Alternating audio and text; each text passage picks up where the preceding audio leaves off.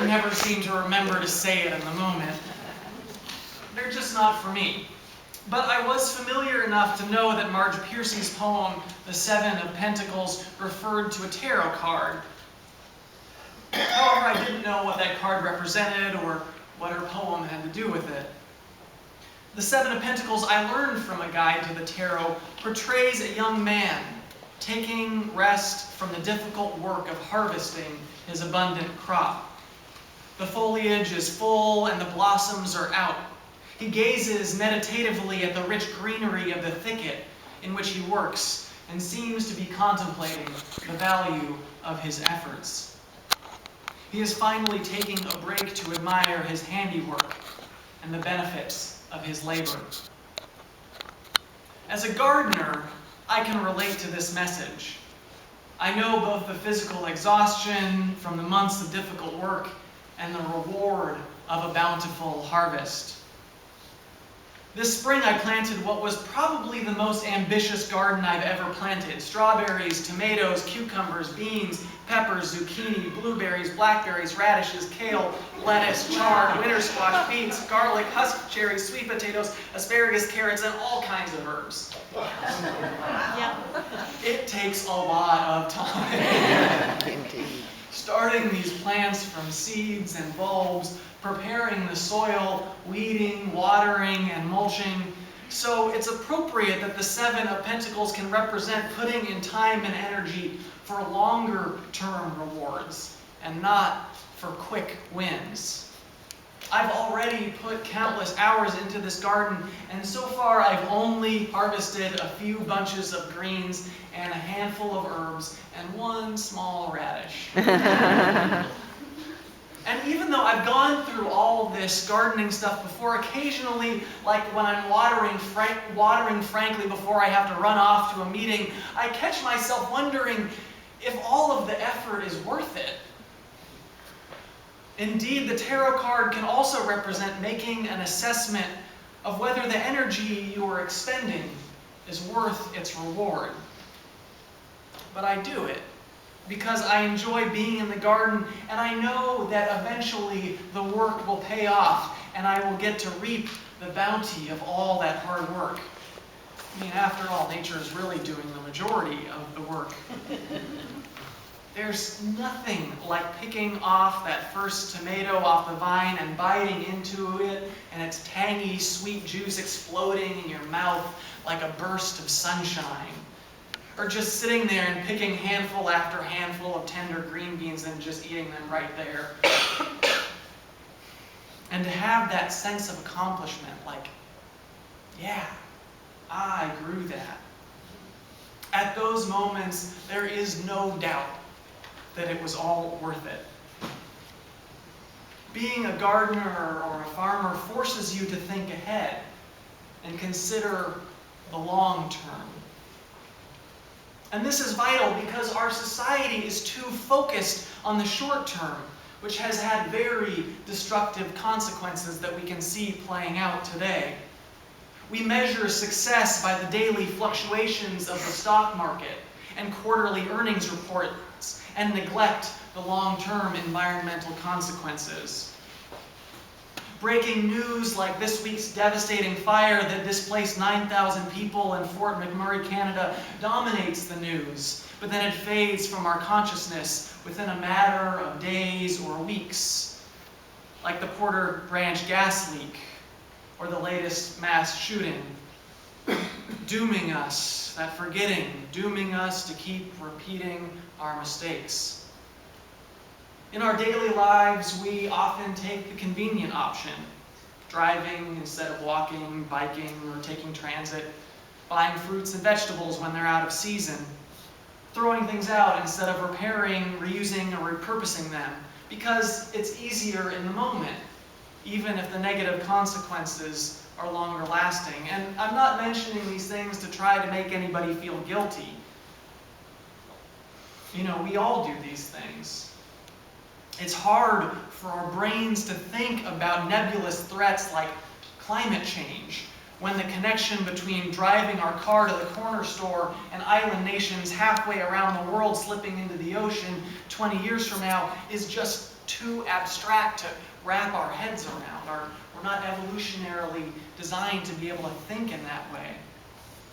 And more importantly, our society makes it all but impossible to avoid being complicit in this system without going off the grid and completely, disengaging from society, wiping your butt with leaves and, growing your own just like... And then even if we were to do that, we would have no ability to affect change here. So considering the long view and acting on that is not only vitally important, but by challenging the status quo, it can be a revolutionary act. And taking the long view is even more important when you're doing justice work, especially when you're facing threats as big, as massive as climate change and economic inequality, perpetual military conflict, extreme ecological erosion, and institutional racism. Because they're so large, we can't expect to rectify these injustices in a few days, or months, or even years. Most of these struggles will still be going on after we are gone. The generations that follow ours will still be grappling with them, in some cases for centuries or even millennia. And that can lead to us feeling dispirited, like nothing we do really matters, and that our contributions are too insignificant to make a difference. And we can't really see those long-term wins, those far-out things that may not actually affect us. We may not see them in our lifetimes. And particularly if we experience a loss or a setback in something we're fighting for, it can seem like everything we've been working for is lost. All hope is lost. But the long view, keeping our eyes on the prize, as they sang in the civil rights movement, reminds us that it's about more than us or this small part of the struggle. It helps to see ourselves as part of a long tradition of justice seekers, standing on the shoulders of those who came before us, clearing the way for those who will come after us. Small actions have ripple effects that we may never see. As Marge Piercy writes, connections are made slowly. Sometimes they grow underground. You cannot always tell by looking what is happening. Fight persistently as the creeper that brings down the tree. Spread like the squash plant that overruns the garden. Each year I grow food at my place. My garden gets bigger and more verdant. Some plants overwinter and continue to grow larger. The soil becomes richer and more fertile and easier to grow stuff the next season. And I learn how to work with the idiosyncrasies of this piece of land and its own particular ecology. Now, some of you may have put two and two together and realized that if I move down here, I will be leaving that garden just before a large part of that garden will be ready to harvest. Indeed, this will be the third time in 3 years that I've planted a garden, only to have to leave it in midsummer just as it's starting to really produce. So I have to say I'm really excited about the possibility of being able to stay in one place for several years.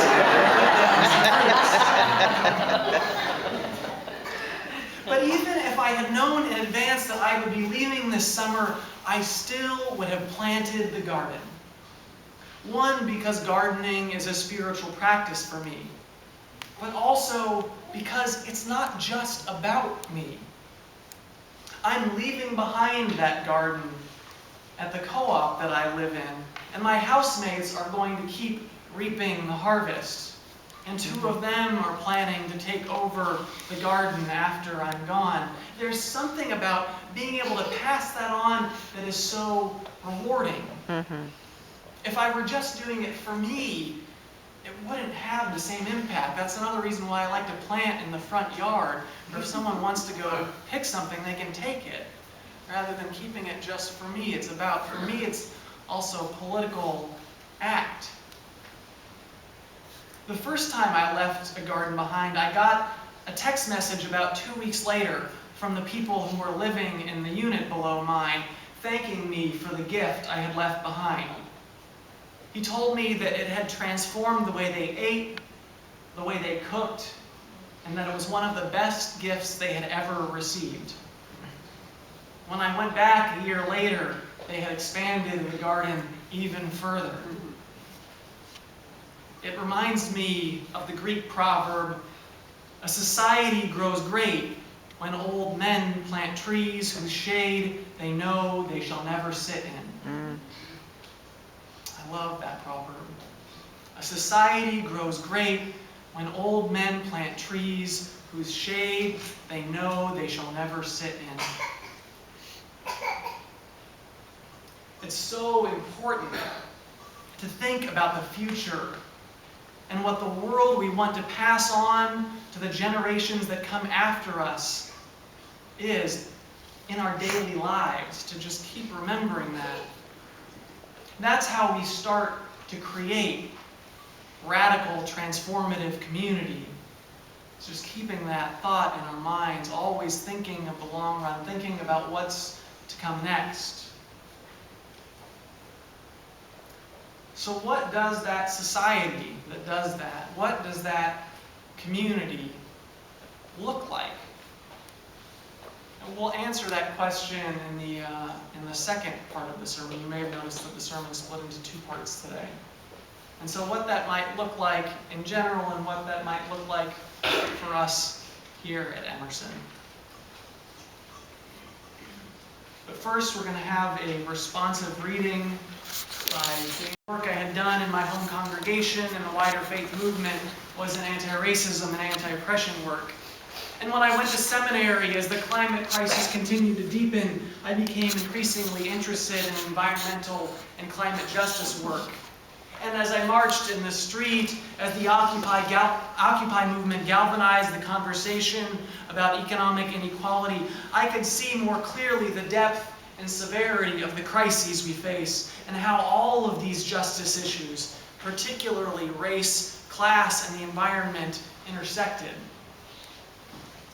That it was poor communities and communities of color in this country and across the world who bore the brunt of environmental pollution and would be hit hardest and be least able to adapt to our rapidly deteriorating environment. And as I looked harder and deeper at what was going on, I began to ask myself, what does it mean to be a minister in these times? How do I respond to a world in such need for healing and justice, when the future is uncertain and when the majority of life on this planet is under threat, when so many of us are overwhelmed with despair? What is the world calling me to do? And as I started to think further and to start to prepare to serve a congregation, the next line of questions arose. What does it mean to be a religious community in these times? What are the great needs of our world that our congregations are uniquely poised to meet? And at this critical juncture, our world needs our congregations to be models of the life-sustaining society we want to create. Yet the late 20th century model of congregational life is frankly insufficient for the radical changes that we are facing in the 21st century. As much as we may love our Sunday worship, faith development classes, potlucks, and for some of us, yes, even committee meetings, these alone will not carry us into the new age. And yet still we have a great foundation. These are the foundation from which to work. Because our religious communities are already places of connection and support. Places where we find hope when we despair. Where we find comfort when we are hurting. Where we can join our voices and our hands together as we work for a better world, that's a great place to start as we begin to explore how this community might grow and stretch to meet the needs of a changing world. It's both exciting and a little bit scary because we don't really know what that looks like yet. How do you prepare for an uncertain future? There aren't other churches that have truly figured out what this means, so we can't look to them as models, but we aren't alone either because there are fellow travelers, other congregations leaning into this challenge alongside us, who we can learn from and go with. We are stepping out into a different world. So we need a congregation that is strong enough and grounded enough to weather the coming storms, and also nimble enough to be adaptive and respond to crises with courage and grace, and be of service to the wider community. That's what Roots and Wings, like the choral anthem, are about. Growing roots that are strong enough, that will hold us steady. Because when we are supported, nurtured, and sheltered, then we can reach out from that place. If we're scrambling to meet our own needs, it's very hard to show up for others or for the world. As a religious community, this church already has its roots of support. It knows how to show up for others in their time of need. It has a physical foundation and a communal foundation that knows how to work together to get things done. And from those roots, this congregation has been able to spread its wings, to go out into the community and make a positive impact. That's what powerful, transformative religious community looks like. Growing inward and spreading outward. So I think for now, for us at this point, that challenge is deepening those roots, making this congregation more resilient. And through that resilience, we'll be better able to spread those wings out in service to the wider world. You might also think about those families in Transylvania, bringing their lights to the church, showing up for each other, caring for each other, building something together, and then taking that light, nurtured and supported by the community, and bringing it back out into the world. That, to me, is such a beautiful and powerful image. But what does this look like in practice? To be honest, I'm not really sure what that looks like here at Emerson. But I'm excited to create that vision with you. I mean, I have my own ideas, but this ministry, it's a shared ministry of visioning and creating and building together. So I think we'll be figuring out what that means. But I do have some ideas. It could be providing a meeting place for community organizing, even for those outside, normally outside of our walls. It could be becoming a shelter after a natural disaster or a sanctuary for undocumented immigrants. Becoming a learning center for the necessary processes of reskilling, like growing food and repairing things and natural building, maintaining renewable energy systems. We could, get some solar on here and use that also as a teaching and learning opportunity. It could be a hub for a community currency or a time bank, or host of a seed library or a tool lending library, which would help us shift away from an economic system reliant on destructive, endless growth. I'm also inspired by the work of a group in Oakland called Movement Generation, who are a group of organizers, who are mostly people of color, who are organizing with a model that they call resilience-based organizing. And the model, the theory behind it is that it's all about, organizing is often about a campaign where you work towards some goal. And their perspective is you can work towards campaigns, but while you're doing that, you also should be building strength, building connections, building community, building resilience, building your capacity to do more. So as we look at justice issues, as we look at how we want to engage in the community, we need to be doing that from a perspective of deepening our community's strength, both within this church and outside this church, and deepening our power, our ability to make change. And that comes through relationships, through building relationships and supporting each other. And it comes through learning and paying attention and asking, going out and working with other groups and asking what's needed. How can we help? Not saying, oh, here, we're going to come out here and do this for you because we know what's best, which we do have a little bit of a history of in Unitarian Universalism. Myself included. There's so many different possibilities, so many different things we can create, and we don't know what the future holds. And so it's a great opportunity, but it's also a scary time, a scary and awesome time to be alive. To be part of what David Corton calls the Great Turning. As we shift away from an economic and political system that exploits people and the planet in the relentless pursuit of profit, to a life-sustaining society which values and supports life. That's what a religious community for these times is. Acting as a model, an example of what we could be, of the future that we want to live in. We can't change the future on the whole, but we can begin to model it in miniature here. And it spreads and grows, and we can see from other people, and then through that, like, if you think about it like tiles in a mosaic, our one small tile, it doesn't mean very much, but then you start to throw in those other tiles of those other people doing work in groups and all those things, and gradually it starts to come together as a big, beautiful, vibrant picture. But we are stepping out onto the edge. Whether we like it or not, we're at the edge. And so what are we going to do? We can keep heading towards the edge, or we can put down roots and spread our wings. And if we grow those roots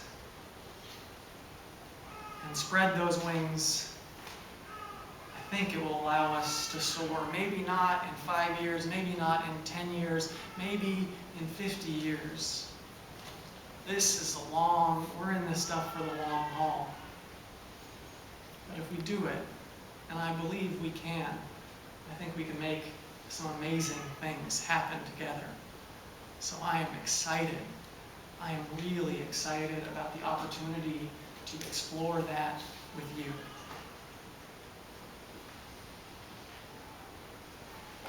Ashe. Amen. Blessed be. I invite you to join